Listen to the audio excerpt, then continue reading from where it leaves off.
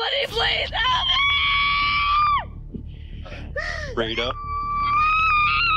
I can't do this! Rita, I need you to take a deep breath, Rita. I can't do this! A simple day turned deadly on May 25, 2021. 33-year-old Matt Handers tragically died from a gunshot wound to the face. But the scene wasn't as straightforward as it seemed. He put the clip inside of it, not me. You put the clip inside? Yeah, we were just moving guns. It was just like our regular routine. We were just cleaning house. I didn't realize he put the clip in the 1911. Investigators discovered the firearm had been loaded, though no one realized it at the time. While moving guns as part of a routine task, a minor mistake led to a fatal accident. The victim's ex-wife's behavior afterward appeared suspicious, raising red flags for detectives. We're gonna put everything up here. Over here. And I didn't realize that it was just sitting at the bottom. Okay. I didn't realize that because I was just moving stuff so fast. What initially looked like a tragic accident quickly hinted at something far more sinister. Could this really have been accidental? She again started acting very erratic, so that was extremely suspicious. Somebody please help me! We were just moving our guns. He was like, babe, let's move our gun. Yeah. And he had the gun in his hand, and I took it, and it boom, I didn't realize it was loaded. On the evening of May 25, 2021, dispatch received a call about an incident on the 3300 block of Charlestown Road in Kernsville, West Virginia. Berkeley County Sheriff's deputies arrived at the residence to find 33-year-old Matt Hendershot lying at the bottom of the stairs covered in blood. Matt, the homeowner, was pronounced dead at the scene. Initially, officers were told he had shot himself, but no weapon was found nearby. Outside, officers encountered a visibly distraught woman, 30-year-old Rita Hendershot, Matt's ex-wife. She had been the first to discover him and had asked a neighbor to call 911. 911, what is the address of your emergency? I'm at 3370, and the neighbor lady said her husband or boyfriend just accidentally shot himself. Where is the wound at? Where did he get shot? In his cheek. In his cheek. In his cheek? Yes. Rita appeared inconsolable, expressing intense grief and thoughts of harming herself, leading officers to place her in handcuffs for her own safety. Please, somebody, please let me go to Matt. Please let me go to his body. No, please, no, we're going to please, sit right please. here. She was saying that she wanted to die and that she was going to commit self-harm. So I put her in handcuffs just for her personal safety. She explained that she and Matt had divorced months earlier but had reconciled, insisting they were still in love. He's the kindest person I've ever met in my life. When questioned about the events leading to Matt's death, Rita gave conflicting accounts. We were just moving our guns. He was like, babe, let's move our gun. Yeah. And he had the gun in his hand, and I took it, and it boom, I didn't realize it was loaded. At one point, she admitted that she had been holding a 9mm Ed Brown 1911 handgun when it accidentally discharged, though during the 911 call she had described it as a self-inflicted injury by Matt. Whereabout were you when it happened? I was coming in the kitchen. We were moving guns, and he was holding it. He was in the kitchen with me. We were both in the kitchen. We were just moving up, just hiding him under our bed. And you said there wasn't a clip inside of it? He put the clip inside of it, not me.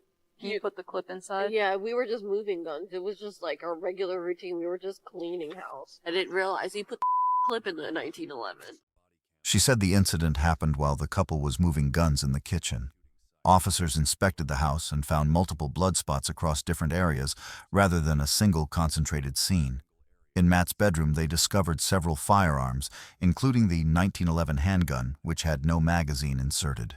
The weapon was sent to a forensic lab to determine whether Rita's claim of an accidental discharge was accurate. By the end of the night, officers were left with serious doubts about Rita's version of events. We sent it to our forensic laboratory to determine if Rita's story about the gun just going off in some sort of accident is true. When detectives arrived, they needed a full understanding of how Matt Hendershot had died, so they asked Rita Hendershot to walk them through the events. Initially, she claimed they had been in the living room, moving guns to store them in cabinets, and that the shooting was a complete accident. However, her story kept changing. So Run me through everything. he was in the living room with me. We were moving all the guns. We were gonna put everything up here, over here, Right. in that cabinet. And that's when it happened. It was just a complete freak accident. She first said they planned to hide guns under Matt's bed, then later admitted she hadn't realized the 9mm Ed Brown 1911 was loaded. I did not know he put the clip in the 1911. I didn't realize that it was loaded, and I didn't realize that it was just sitting at the bottom. Okay. I didn't realize that because I was just moving stuff so fast. I was just like, do, do, do, do, do, boom, and it went off, and it was sitting right there, and I was like, oh my God. Rita's account shifted again when she revealed that Matt had actually been sitting on his bed, playing video games at the time of the shooting, contradicting her earlier claim that both were in the kitchen handling guns. He sat down. Was he seated on this stool? He sat on his bed. On his bed. So he was sitting on the bed when it happened. Yeah. You were standing. I came in to like, what's going on? And then boom. Investigators found a fired cartridge on the bed, supporting this version of events. I didn't even know what happened until he went outside and he held his hand, and I was like, wait a minute, that didn't sound right. So that's when I went to his aid and I ran to the neighbor's house, and I was like, oh my God, somebody call 911. My phone was dead. Phone records showed that immediately after the shooting, Rita had been contacting her boyfriend, not family, raising further suspicion. Detectives arrested her for wanton endangerment and reckless handling of a firearm, though they still needed to determine whether the shooting had been truly accidental or intentional. Matt's family, devastated by the loss, expressed disbelief and anger, especially when they learned Rita had posted pictures of herself kayaking with her boyfriend just a day after Matt's death. I was just in so much disbelief. I was just floored. So I immediately started driving towards the house. I got to the house and they wouldn't let me go up the driveway. I heard Rita yelling. Her casual behavior intensified doubts about her role in the tragedy. While waiting for autopsy and gunshot residue reports, investigators began looking deeper into Matt and Rita's history. That's my family. Can I please go down to them, please? We're going to sit over here, Rita. I can't go down. I would just have a seat on that chair for me, Rita. My brother had come down and he said, Rita is saying it was an accident. And I said, there's no way I believe that. She shot him on purpose. They discovered that what had once been a passionate marriage had taken a turbulent turn, marked by strange ups and downs that may have contributed to the events leading to Matt's death. Being born. She was kayaking with her boyfriend. It made me very angry. Matt Hendershot was born on July 28, 1987, in Martinsburg, West Virginia, into a caring family. After his parents separated when he was 3, he gained a stepfather and developed a close bond with his great-grandmother Matilda, who remained a central figure in his life. When Matt turned 18, he moved in with Matilda following the death of her husband. Matt and his great-grandmother, Matilda, they always had a very close relationship. It was definitely no secret that Matt was Grandma Till's favorite. Around 2012, while out at a bar with his best friend Randy Savage, Matt met Rita Sad. She was born in West Virginia to Pakistani parents, and the two quickly formed a connection. Their relationship escalated rapidly, and Matt invited Rita to move in with him at his grandmother's house. While his family was supportive of his happiness, Matt's father, Brian, had reservations about how quickly things were progressing. I asked him, do you think that was the right step, moving her on in? And he said, I'm really in love with her, Dad. I said, if you feel that it's the right thing to do, I have no complaint. In January 2013, Matt and Rita eloped, marrying at a courthouse without informing anyone. Matt and Rita eloped. They went to the courthouse. Matt called me. He said, we need to tell you something. We actually got married. He seemed very happy about it. It was very much a surprise. Matt's family was shocked by the sudden decision. Over time, tensions in the household grew. I absolutely believe that the decision for them to get married that abruptly was definitely Rita. Rita's attitude toward Matt's grandmother became hostile, and social media posts she made fueled further concern, showing resentment toward caring for the elderly and isolating Matt from friends and family. On her Facebook, she had put some posts on there. The first one said, I didn't sign up for this. I didn't get married to take care of an old. Despite this, Matt remained deeply in love with Rita, giving his full heart to the relationship. Not long after they got married, I was unable to reach Matt to hang out. It definitely crushed me. We had to walk a fine line because Rita was shutting people out of Matt's life. However, after Matt's grandmother passed away in 2017, he began noticing Rita's controlling and manipulative behavior. It did seem like Rita had gotten what she wanted. Certainly did seem like her main goal was to obtain possession. Her focus on possessions, frequent lies, and dominating personality strained the marriage further. Her manipulation, her playing the victim, lying a lot, things were changing, not for the best. By June 2018, after nearly 5 years together, Matt ended the relationship. Rita quickly moved on, becoming engaged to one of Matt's friends. While Matt and his family were relieved to regain his independence, the shadow of his past relationship continued to linger, leaving him wary of what lay ahead. This time after divorcing Matt. Oh my God. For whoever loses this game has to put their hand in the mousetrap? Say I won't. I'll do it. You want to? I'll do it. Say I won't. You better shoot your ass off. I missed twice in 2 games. I was extremely happy to have him back in my life. After divorcing Matt Hendershot, Rita Saad began living a flashy, attention-grabbing lifestyle. She developed new interests, and one quickly turned into an unhealthy obsession: firearms. Influenced by her late fiancé, her fascination with guns grew deeper and increasingly concerning. She looks very, very comfortable. Seemed like a very unhealthy obsession to me. On March 30th, 2020, a tragic event occurred that would set off a chain of misfortune. Rita was at a party with her fiancé when an argument escalated. He left the gathering on his motorcycle, speeding home, and lost control after hitting a pothole. His motorcycle slid, collided with a fence, and he was killed instantly. Following this, Rita reached out to Matt and asked if she could stay at his house temporarily until she found a new place. Matt, wanting to help someone in distress, agreed, viewing it as a short-term arrangement. However, he soon realized she was manipulative, using his goodwill to her advantage. In his eyes, she was suffering. She had just lost her fiance. I did not think it was a good idea for her to come back there. And he said, I'm only helping her, and it's only a temporary thing. And I was like, oh no. Don't tell me he took her back. It was almost like he was a puppet under her control.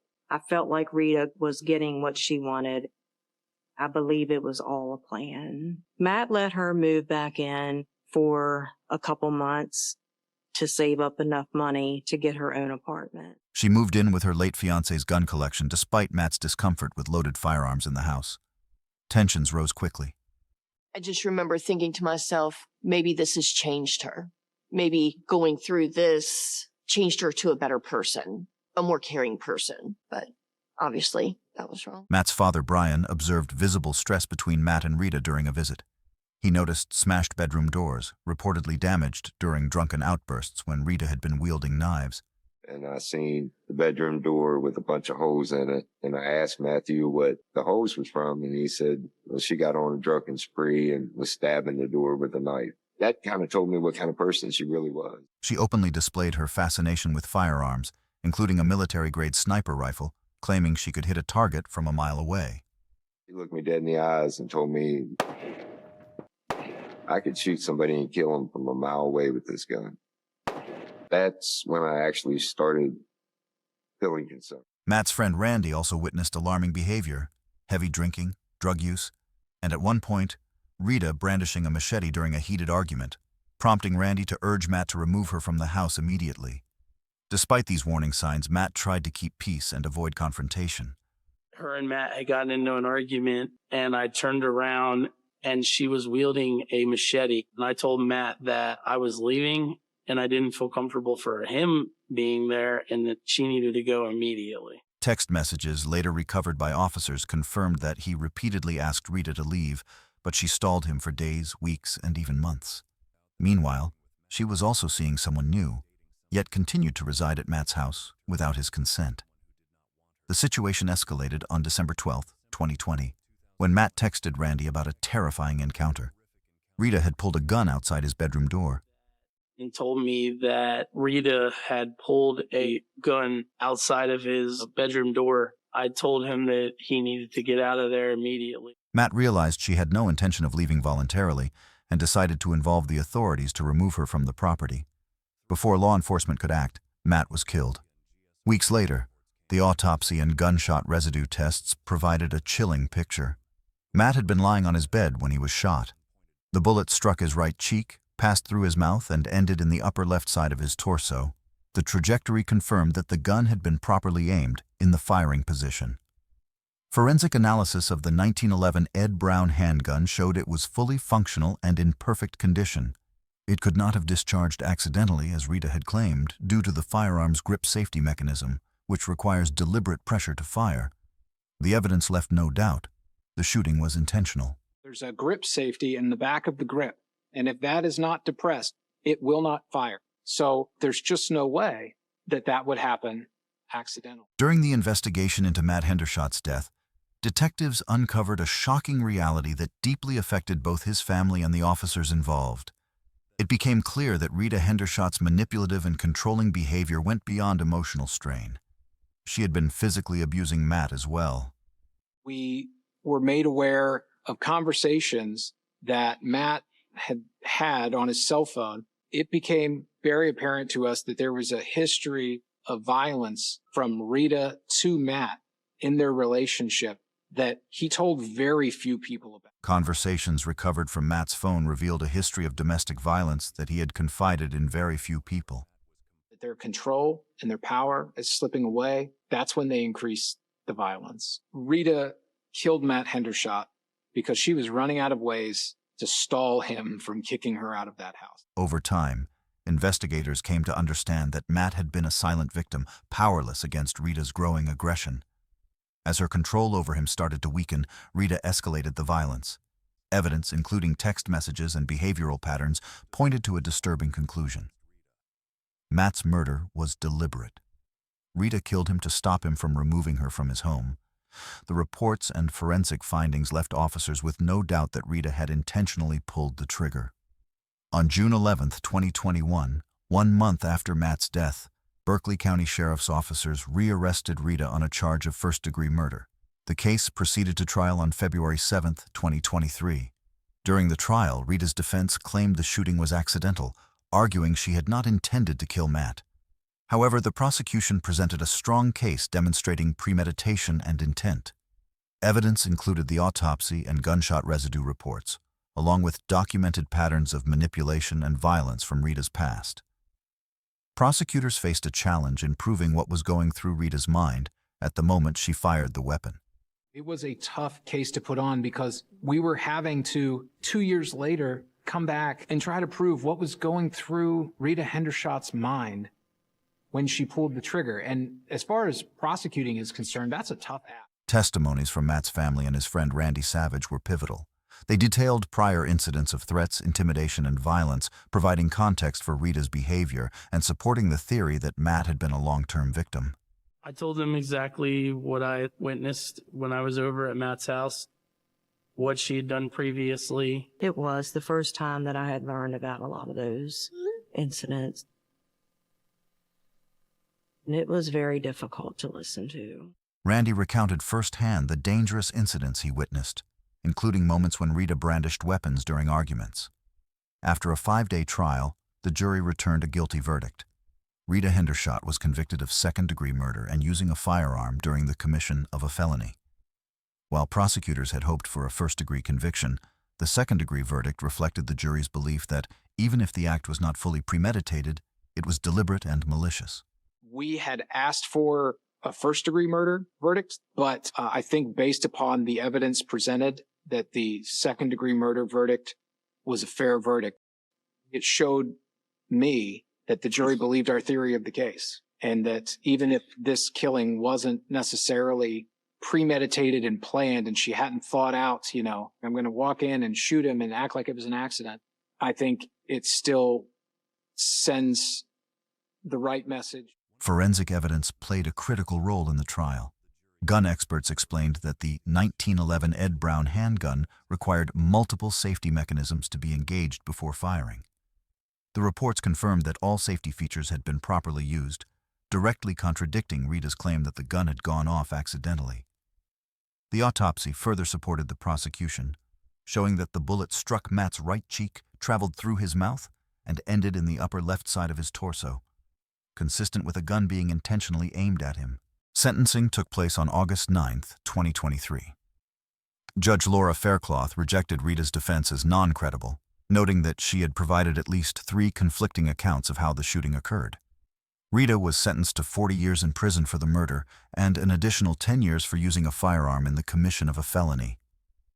Her parole eligibility is set for 12.5 years. She's currently serving her sentence at Lakin Correctional Center in West Columbia, West Virginia. The impact of Matt's death on his family and friends has been profound and lasting.